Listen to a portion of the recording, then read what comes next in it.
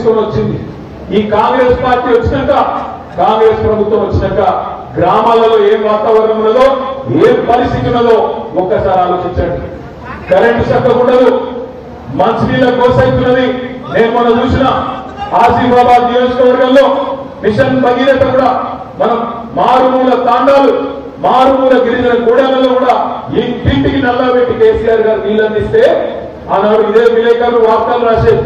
ప్రతి సంవత్సరం ఉండేది ఏజెన్సీలో అంటు రోగాలు, మంచం పట్టిన మన్యం అని ప్రతి వర్షాకాలంలో వార్తలు ఉండేది. ఎండాకాలం వచ్చిందంటే అతిసార వ్యాధి, వానాకాలం వచ్చిందంటే మంచం పట్టిన మన్యం, విష రోగాలు, అంటు రోగాలు, జ్వరాలు, ఇట్లా ప్రతిరోజు ప్రతి సంవత్సరం వార్తలు ఉండేది. కానీ ఎప్పుడైతే మిషన్ భగీరథ పూర్తయిందో, ఎప్పుడైతే ఇంటింటికి మంచినీళ్ళు ఇచ్చే బ్రహ్మాండమైన కార్యక్రమం పూర్తయిందో, గత 7-8 ఏళ్లుగా ఎన్నడూ కూడా ఈ వార్తలు మనం చూడలేదు.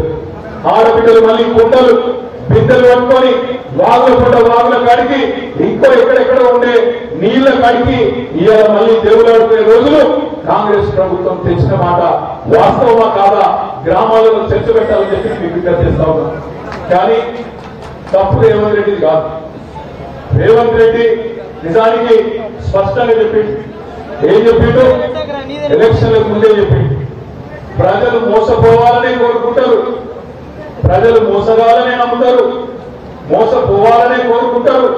మరి వాళ్ళు కోరుకున్నప్పుడు మోసం చేయకపోతే మా తప్ప అవుతుంది అని చెప్పి నిజాయితీగా చెప్పి మరీ మోసం చేసిండు రేవంత్ రెడ్డి గారు.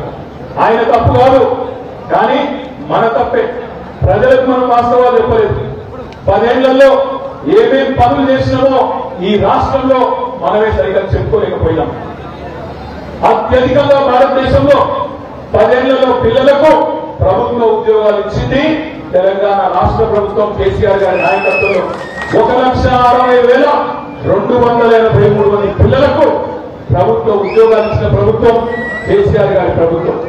మొన్న రేవంత్ రెడ్డి గారు ఇచ్చిన 32,000 ఉద్యోగ కాగితాలు కూడా మన ప్రభుత్వంలో ఇచ్చినాయే తప్ప ఆయన ఇచ్చినవి కాదు. కానీ ఈ 2 లక్షల ఉద్యోగాలు ఇచ్చిన మన విషయాన్ని మన పిల్లలకు మనమే చెప్పుకోలేకపోయినాం. తాండాలలో, గూడాలలో అక్కడ జరిగే దుష్ప్రచారాన్ని సరిగా తిప్పికొట్టలేకపోయినాం. నేను మీ అందరినీ ప్రార్థించేది ఒకటే, మనం కూడా మళ్ళీ తాండాలలో, గూడాలలో ఇది ఒక సక్కుదాల ఎలక్షన్ కాదు, ఆత్రం సక్కుగారి ఎలక్షన్ కాదు. ఇది పార్టీ ఎలక్షన్.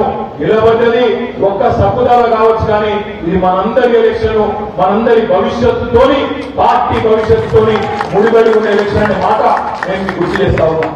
2111 బూతులలో ఉండే మా అన్నలు, తమ్ముళ్ళు, అక్కలు, చెల్లెలు మీ అందరినీ నేను ప్రార్థిస్తా ఉన్నా.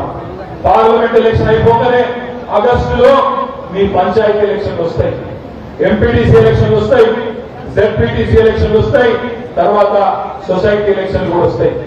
పార్లమెంట్ లో మనం కనుక గట్టి